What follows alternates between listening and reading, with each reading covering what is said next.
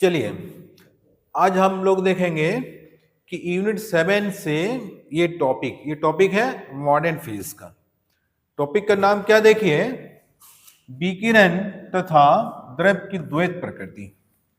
जो wave optics में हम लोग बात किए थे कि प्रकाश दोनों होता है, जो डी ब्रोगली ने बताए थे, बस उसी के बारे में ये स्पेशल टॉपिक आ गया, विकिरण तथा द्रव की द्वैत प्रकृति। इंग्लिश में इसको क्या बोलते हैं, radiation and dual nature of matter. ये कहानी शुरू हो चुका था वेव ऑप्टिक्स से ही। जो प्रकाश के बारे में शुरुआत पॉइंट्स हम बताएं कि सबसे पहले कौन साइंटिस्ट आए थे, अल्बर्ट आइंस्टीन नहीं, न्यूटन 1600 ईस्वी में। अब उसके बाद कौन साइंटिस्ट आए, हाइगन, वो भी हम लोग पढ़े वेव ऑप्टिक्स में। उसके बाद है मैक्सवेल, उसके बाद है अल्बर्ट आइंस्टीन, उसके बाद आए डी ब्रोगली। लेकिन डी ब्रोगली ने क्या बताया कि प्रकाश दोनों है, कि तरंग भी है और कण भी है। तो बस वही वाला चीज हम लोग आज भी वही वाला चीज हम लोग लेके चलते हैं। तो उसी को लेके स्पेशल जो चैप्टर है वो चैप्टर यही है, यूनिट 7 कि प्रकाश की द्वैत प्रकृति। अब देखिए, सबसे पहले ये सवाल जो है, सवाल क्या देखिए तो,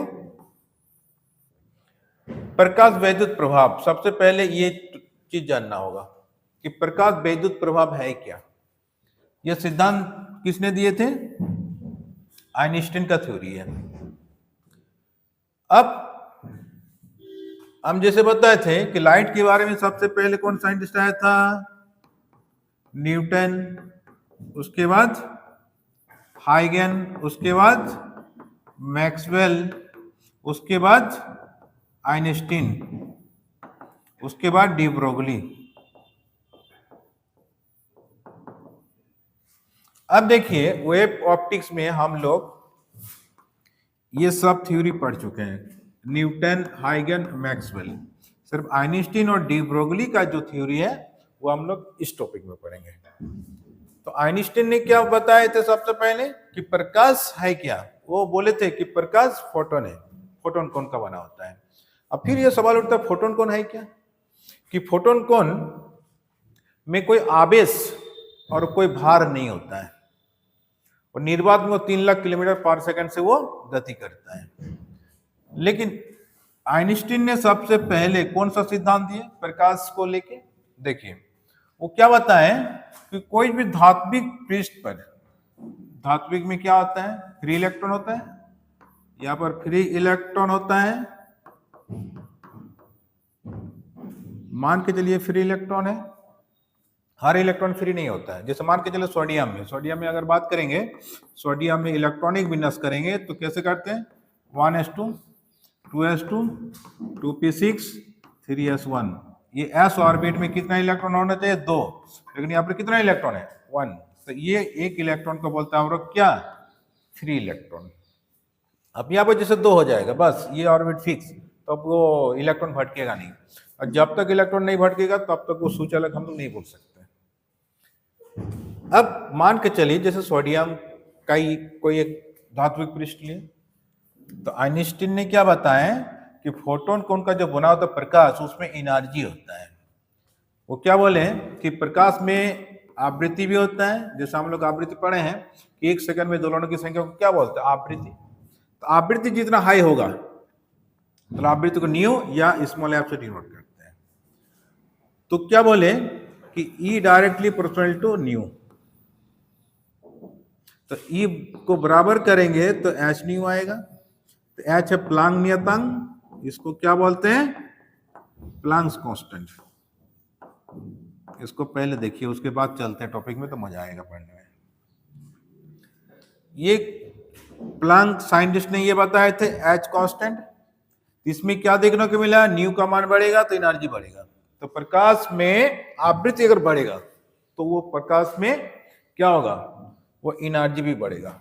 जैसे ऑप्टिक्स चैप्टर में भी हम बताएं, जब विबज्योर बताए थे प्रिज्म में से देखिए कि 7 प्रकार की जो कलर होता है विबज्योर, VIBGYOR, विबज्योर। तो इसका फ्रीक्वेंसी क्या बताए, तो सबसे हाई। और इसका सबसे लैम्डा हाई होता है, इसका न्यू हाई होता है। तो 7 रंगों में सबसे शक्तिशाली किस मतलब म्यू मतलब आवृत्ति जो न्यू कॉमन सबसे हाई वायलेट का है। तो वायलेट सबसे शक्तिशाली लाइट होगा ये सातों में। अब इसका एनर्जी ज्यादा होगा, ई डायरेक्टली प्रोपोर्शनल टू क्या आ जाएगा न्यू। इसको कैसे लिखेंगे, E directly proportional to nu. किसका, वायलेट लाइट के लिए। वायलेट लाइट में सबसे ज्यादा पावर होगा मतलब एनर्जी होगा, और रेड में सबसे कम होगा। तो ये बात आइंस्टीन के जमाने में हम लोग को देखने को मिला। और ये साइंटिस्ट कौन था, प्लांक, जो ये दिखाएं ये एच कांस्टेंट, जिसको हम लोग प्लांक कांस्टेंट के नाम से जानते हैं। अब आइंस्टीन ने क्या बताया कि कोई भी धात्विक पृष्ठ में जब आवृत्ति आके गिरती है, प्रकाश की किरण आके गिरती है, तो क्या होता है, प्रकाश की किरण में क्या होता है, अभी अभी बताएं, एनर्जी होता है। और वो एनर्जी को इलेक्ट्रॉन को मिल जाता है, और इलेक्ट्रॉन को जैसे मिलेगा, इलेक्ट्रॉन क्या होगा, वो इलेक्ट्रॉन पृष्ठ से बाहर आएगा। बात समझे, जैसे पृष्ठ से बाहर आएगा तो इसी परिघटना को हम लोग क्या बोलते हैं, प्रकाश वैद्युत प्रभाव। मतलब ये इसमें क्या देखने को मिला बोले तो, कि इलेक्ट्रॉन को एनर्जी जैसे मिलता है, इलेक्ट्रॉन उस ऑर्बिट से बाहर निकल जाता है। जैसे मान के चले यहां से यहां तक आने में 2 इलेक्ट्रॉन वोल्ट की जरूरत पड़ती है।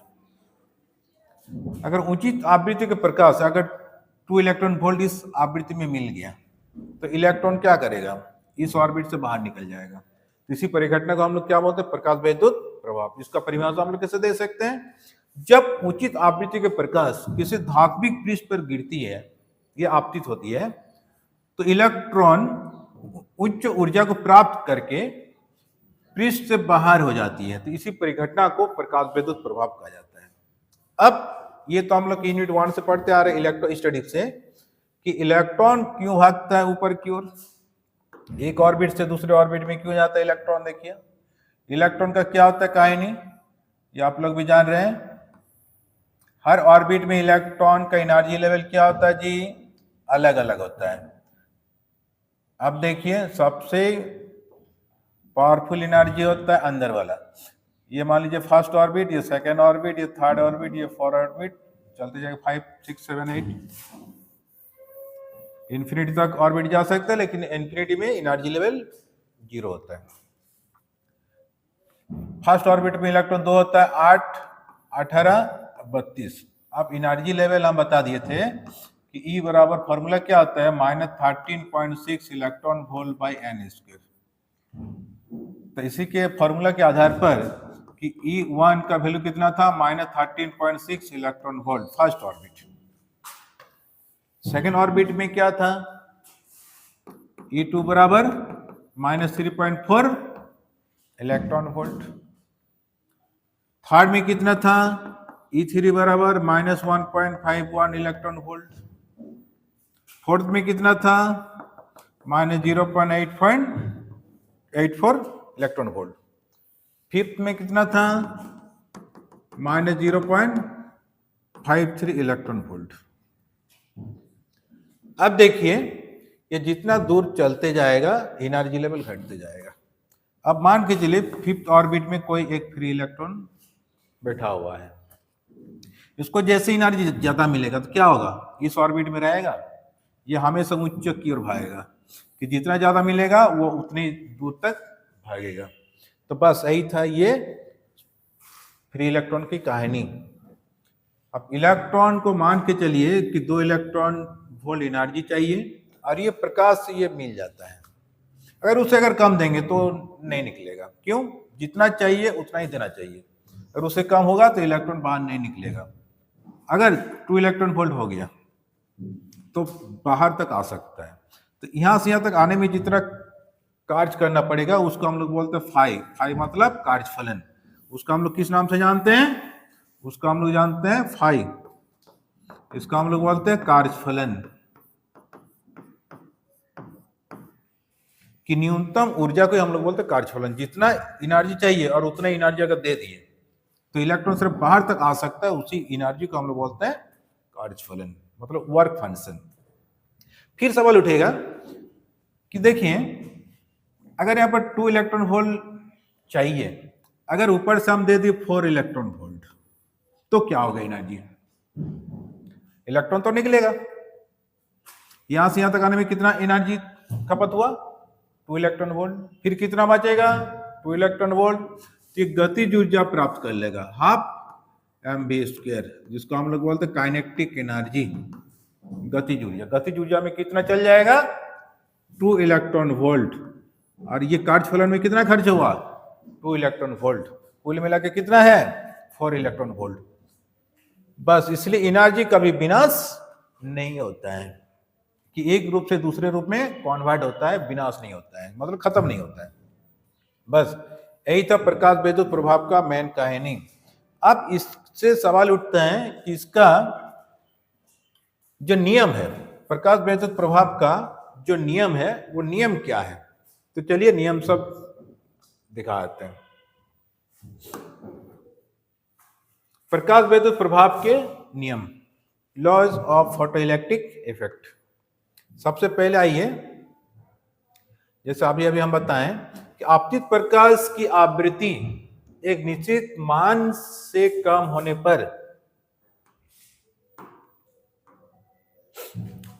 पर धात्विक पृष्ठ से प्रकाश इलेक्ट्रॉन का उत्सर्जन नहीं होता है। जैसे अभी हम बोले कि 2 इलेक्ट्रॉन वोल्ट चाहिए तो इतना ही देना होगा। अगर मान के 1.9 इलेक्ट्रॉन वोल्ट दे दिए तो वहां से इलेक्ट्रॉन बाहर नहीं निकलेगा। तो इस न्यूनतम आवृत्ति को देहली आवृत्ति या थ्रेशोल्ड फ्रीक्वेंसी कहते हैं। यह सवाल भी स्पेशल कभी कभी टेल पार्ट में पूछा जाता है बोर्ड लेवल में कि देहली आवृत्ति को परिभाषित करें। तो बस ये परिभाषा लिख देना है, 1 नंबर के लिए टेल पार्ट के लिए पूछा जाता है बोर्ड लेवल के लिए। इतना समझ में आ गया कि जहां पर इलेक्ट्रॉन को जितना एनर्जी चाहिए निकलने के लिए, हर धातु का कार्यफलन एक जैसा नहीं होता है। वो भी हम नेक्स्ट क्लास में बताएंगे कि कौन धातु में कितना होता है, वो अभी हम चर्चा करेंगे आगे वाले टॉपिक में, कि हर धातु का कार्यफलन का मान अलग अलग होता है। किसी का मान के चले 2 इलेक्ट्रॉन वोल्ट चाहिए, किसी में 3 इलेक्ट्रॉन वोल्ट चाहिए, किसी में 1.5 इलेक्ट्रॉन वोल्ट चाहिए। हर धातु में अलग अलग होता है। अब 1.5 इलेक्ट्रॉन वोल्ट चाहिए किसी धातु में, तो इतना अगर दे दिए तो इलेक्ट्रॉन बाहर निकलना शुरू हो जाएगा। तो इसी परिघटना को हम लोग क्या कहेंगे? देहली आवृत्ति। ये न्यूनतम आवृत्ति को हम लोग बोलते हैं देहली आवृत्ति। ये था पहला नियम। अब चलते दूसरा नियम में। किसी धातु के पृष्ठ से प्रकाश इलेक्ट्रॉनों के उत्सर्जन की दर आपतित प्रकाश की तीव्रता के समानुपाती होती है। मतलब इंटेंसिटी अगर बढ़ेगा तो निकलने की दर भी बढ़ेगा, इंटेंसिटी घटेगा तो निकलने की दर भी घटेगा। तो बस ये दूसरा नियम।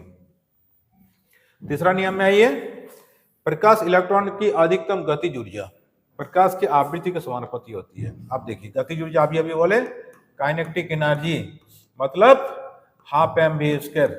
जो अभी हम बताएं क्या कि कोई भी धातु में कि 2 इलेक्ट्रॉन वोल्ट चाहिए और हम दे दिए 4 इलेक्ट्रॉन वोल्ट, तो कार्यफलन में 2 इलेक्ट्रॉन वोल्ट खत्म होगा और 2 इलेक्ट्रॉन वोल्ट किस में कन्वर्ट हो जाएगा? काइनेटिक एनर्जी में। वो काइनेटिक एनर्जी जो अधिकतम गतिज ऊर्जा प्रकाश की आवृत्ति के समानुपाती होती है। मतलब क्या है? आवृत्ति अगर और भी बढ़ेगा, जैसे मान के चला हम दे रहे 4, अभी 6 कर दिए, 6 इलेक्ट्रॉन वोल्ट, तो आवृत्ति बढ़ेगा तब ना एनर्जी बढ़ेगा। तो आवृत्ति जैसे जैसे बढ़ते जाएगा ये गतिज ऊर्जा वैसे वैसे बढ़ते जाएगा, और जो कार्यफलन में है वो उतना ही लेगा। बात समझे? जैसे अभी बताएं कि कोई भी धातु में 2 इलेक्ट्रॉन वोल्ट कार्यफलन में लेता है तो उतना ही लेगा। ऐसा नहीं कि हम ज्यादा एनर्जी दे दिए कि 10 इलेक्ट्रॉन वोल्ट दे दिए तो वो कम से 5 रख लेगा, नहीं, ऐसा संभव नहीं है। वो कार्यफलन में 2 ही लेगा, 2 इलेक्ट्रॉन वोल्ट, और बाकी किस में कन्वर्ट कर देगा? गतिज ऊर्जा में। इसी को हम लोग क्या कहेंगे कि अधिकतम गतिज ऊर्जा उसके आवृत्ति के समानुपाती होती है। आवृत्ति जैसे जैसे बढ़ाते जाएंगे गतिज ऊर्जा भी बढ़ते जाएगा। बस ये था तीसरा पॉइंट। चौथा पॉइंट में आइए, प्रकाश इलेक्ट्रॉन की अधिकतम गतिज ऊर्जा प्रकाश की तीव्रता पर निर्भर नहीं करता। देखिए तीव्र इंटेंसिटी कितना भी हो जाए कोई इसका फर्क नहीं पड़ेगा। हमको क्या चाहिए? इंटेंसिटी। जैसे रेड लाइट, वह रेड लाइट की इंटेंसिटी ज्यादा हो सकता है तो उससे क्या लेना देना, लेकिन उसमें एनर्जी है ही नहीं। जैसे एनर्जी बोले ना, रेड लाइट का लैम्डा ज्यादा है, न्यू कम है। न्यू जिसमें ज्यादा रहेगा उसमें एनर्जी ज्यादा रहेगा। जैसे हम पता है ना वी जी और जो ऑप्टिक्स से बताते आ रहे हैं, रेड लाइट का लैम्डा ज्यादा होता है, बात समझे? तो उससे क्या लेना देना, कोई मतलब ही नहीं है। वायलेट लाइट वाह इसका एनर्जी ज्यादा, न्यू ज्यादा है, तो न्यू ज्यादा एनर्जी ज्यादा है, एनर्जी ज्यादा होगा तभी गतिज ऊर्जा ज्यादा मिलेगा। इसलिए अधिकतम गतिज ऊर्जा उसके तीव्रता पर निर्भर नहीं करता, तीव्रता से कोई लेना देना नहीं है, उसके आवृत्ति पर निर्भर करता है। अब देखिए चौथा पॉइंट समझ में आ गया। पांचवा पॉइंट में आइए, प्रकाश विद्युत उत्सर्जन की प्रक्रिया तात्क्षणिक होती है। तात्क्षणिक मतलब इंस्टेंट टाइम, बहुत छोटा टाइम। जैसे कोई भी धातु में प्रकाश आके गिरा, बस इलेक्ट्रॉन तुरंत निकलना शुरू। ऐसा नहीं कि आया कुछ देर रुका फिर नाश्ता पानी किया उसके बाद गया, नहीं ऐसा नहीं है। जैसे आया बस निकलना शुरू। यह अनुमानित किया गया है कि प्रकाश आपतन के 10⁹ सेकेंड, सोचिए इसको किस नाम से जानते हैं, 10⁹ का बोलते नैनो, कि 1 नैनो सेकेंड में इलेक्ट्रॉन उत्सर्जित होते हैं। मतलब नैनो सेकंड मतलब समझ रहे हैं कि 1 सेकंड का कितना छोटा भाग है, कि 1 सेकंड भी नहीं लगता है। यहाँ पर जैसे प्रकाश आया बस निकलना शुरू, 1 सेकंड से भी कम टाइम, मतलब 1 नैनो सेकंड टाइम लगता है कि इलेक्ट्रॉन को निकलने में। इसलिए प्रकाश विद्युत प्रक्रिया या उत्सर्जन, ये क्या है, विद्युत उत्सर्जन बहुत अल्प टाइम के लिए होता है, मतलब क्षणिक समय के लिए। ऐसा नहीं कि चलते रहेगा। ये लाइट को ऑफ कर देंगे तो इधर भी निकलना भी ऑफ हो जाएगा। ये लाइट जैसे ऑन किया बस इलेक्ट्रॉन निकलना शुरू, लाइट ऑफ तो इलेक्ट्रॉन भी निकलना ऑफ। तो बस यही था प्रकाश विद्युत प्रभाव। इतना तो समझ में आ गया, जितने सारे नियम है नियम भी बता दिए।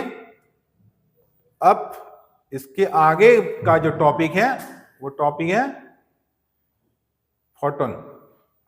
इसके आगे वाला टॉपिक हम लोग देखेंगे कि फोटोन क्या है, जो प्लांक ने बताए थे फोटोन। जैसे E बराबर एच न्यू प्लांक ने सिद्धांत दिए थे, तो एच है प्लांक कांस्टेंट, तो उसी जगह पर चर्चा होती है फोटोन के बारे में। तो चलिए नेक्स्ट क्लास में हम लोग देखेंगे कि फोटोन क्या है और उसके बाद किस किस जगह पर किस ढंग से प्रकाश उत्सर्जन होता है, तो वो हम लोग देखेंगे नेक्स्ट वीडियो में। तो चलिए आज का क्लास इतना ही।